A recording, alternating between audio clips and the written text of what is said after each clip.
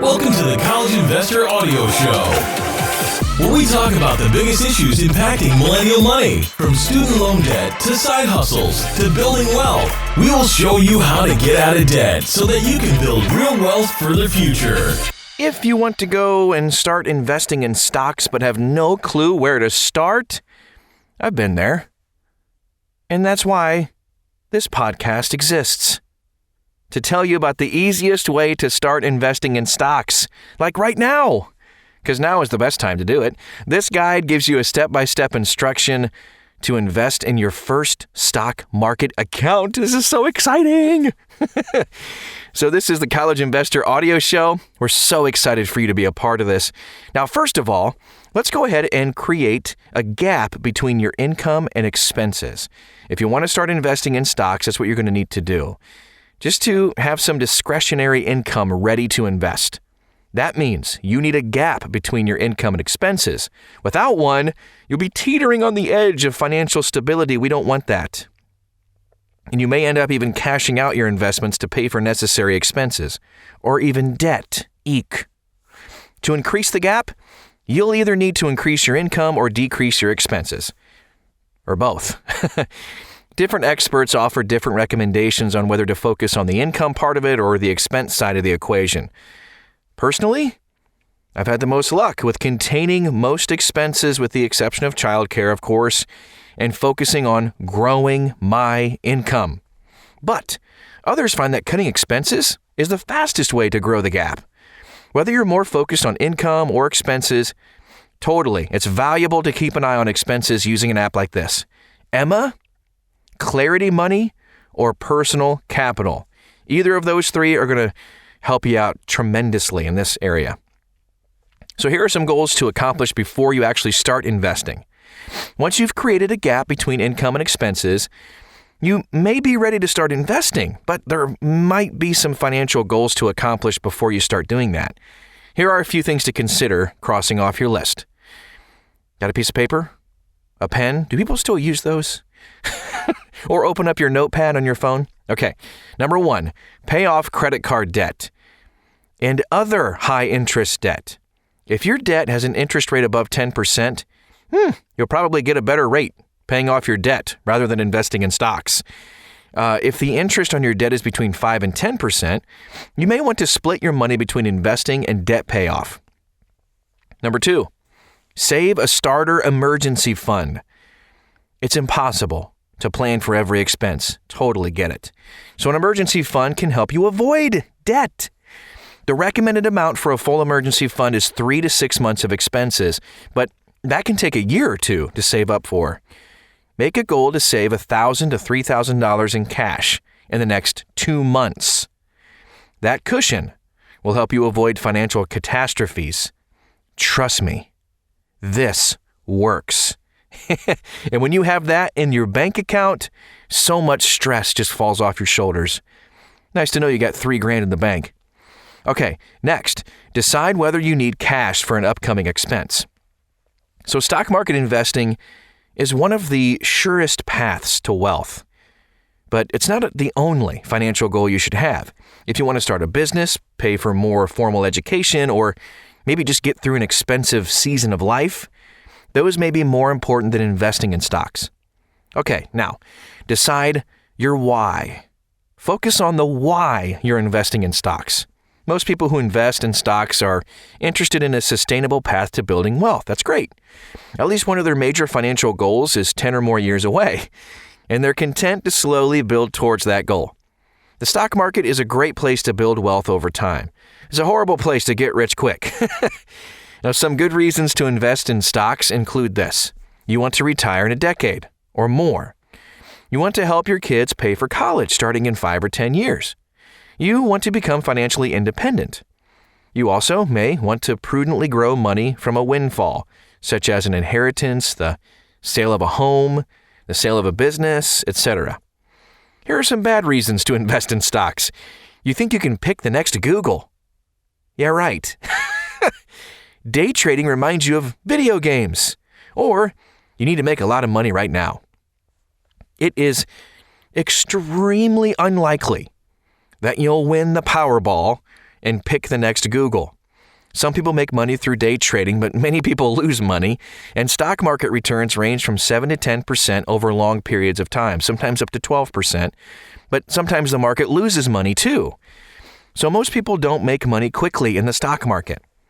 I don't say these things to encourage you or discourage you from learning and experimenting on your investment journey. You may be the person who picks the next Google, or you may be the next stock market wizard, but most likely, your returns will be average, so it's good to set that as an expectation up front. Select a type of an investment account. So once you've decided why you're going to invest, it's time to open up that account. An investment account is the financial account that holds your investments. There are 3 major types of investment accounts in the U.S.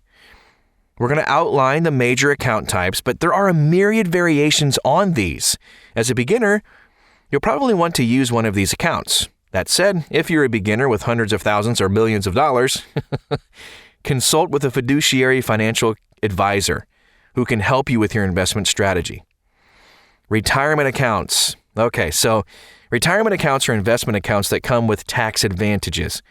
They also come with creditor protection in some states, so they are a very low-risk way to build wealth. The only drawback to using retirement accounts is that the money is somewhat locked up. If you withdraw money before age 59 and a half, you might face a 10% early withdrawal penalty. That means you have to be careful before you decide to invest in these accounts. Some of the most common retirement accounts include the following: employer-sponsored retirement accounts. Now, employer-sponsored accounts include a 401k, a 403b, or the government TSP. Often, your employer will provide a match on the funds you invest. So, for example, if you invest 6% of your salary, your employer may offer a 3% match on top of that. Woo, yes. All of these accounts offer a pre-tax advantage. That means you will not pay taxes on the funds going into the account, but you will have to pay taxes when you withdraw the funds. Eek.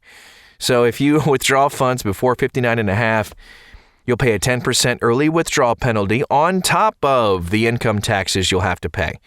Boy, keep that in mind. The maximum you can set aside in these accounts is $19,500 per account type per year. If you're over 56, you can put an additional $6,500 per year. Some employer-sponsored plans offer a Roth version of the plan.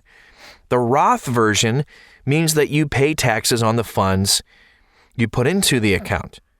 So you'll never have to pay taxes on those funds again. Generally, you'll want to invest in an employer-sponsored retirement account to at least take advantage of the employer's match.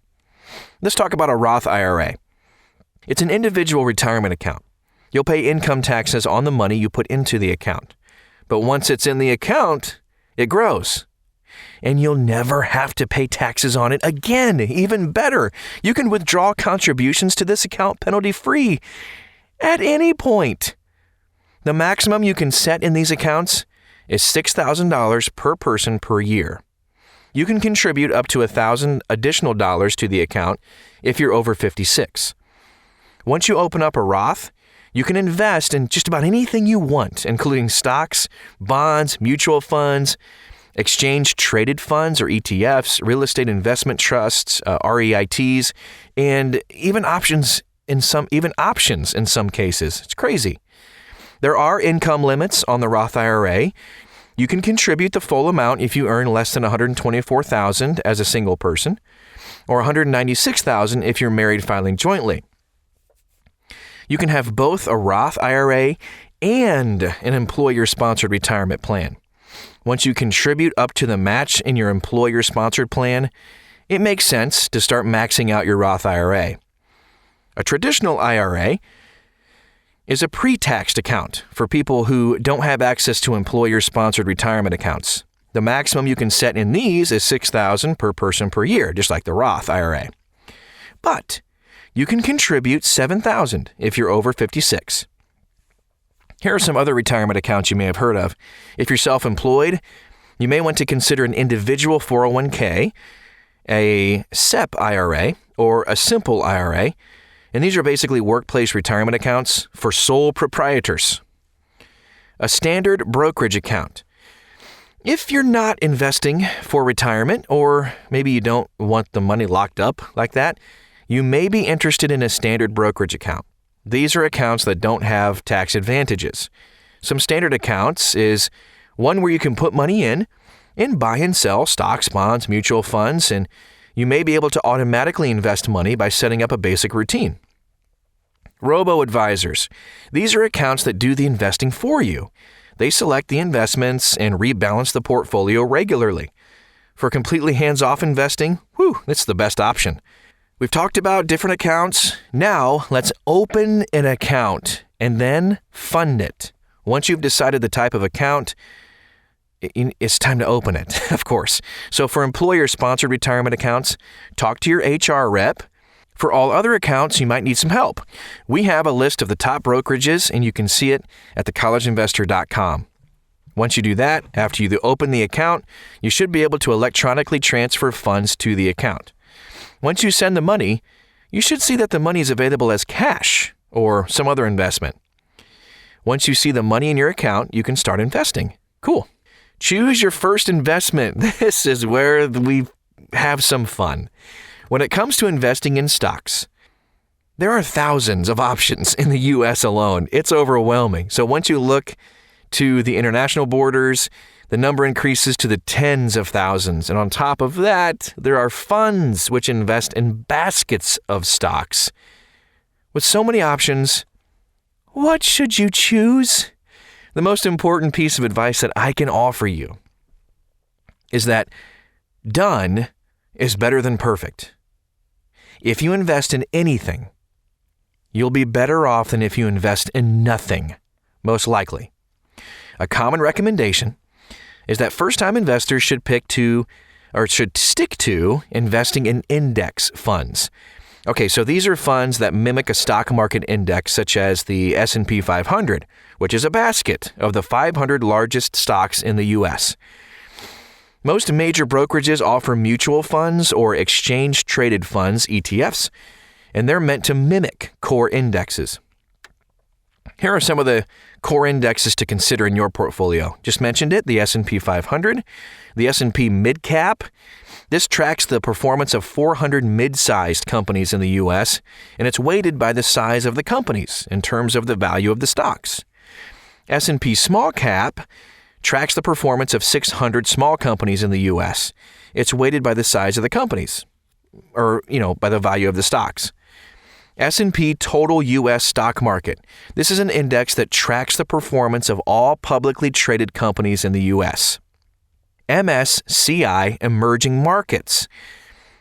Going to say some countries here. It's going to be a list. Just FYI, this tracks the total stock market performance of these countries: Argentina, Brazil, Chile, China, a few others, Mexico, Pakistan, Peru, a few others, South Africa, Taiwan, Turkey, and the United Arab Emirates. That's just a few. There are more to that list. The MSCI Developed Markets, it includes Australia, Austria, Belgium, etc., Switzerland, the UK, and the US. And to invest in these, you'll need to find the ticker symbol for the desired index fund and opt to buy it through your brokerage. All right, enough of that stuff. Now it's time to automate the investments. This is when it gets really cool. Getting your first investment is such an amazing accomplishment. But if you want to grow wealthy and become a millionaire, hey, anybody can become a millionaire. I'm serious. It can happen. You will need to continue investing over time. I recommend this: automatically investing a portion of your income each paycheck or each month. Most investment platforms make this extremely easy to do. And once you start this process, you'll probably find that you don't miss the money that you're investing. Ideally, as you grow your income, you can make a point to invest more automatically. I also suggest taking a percentage. Some people say 15% of your income. Just go ahead, make that number, and let it happen.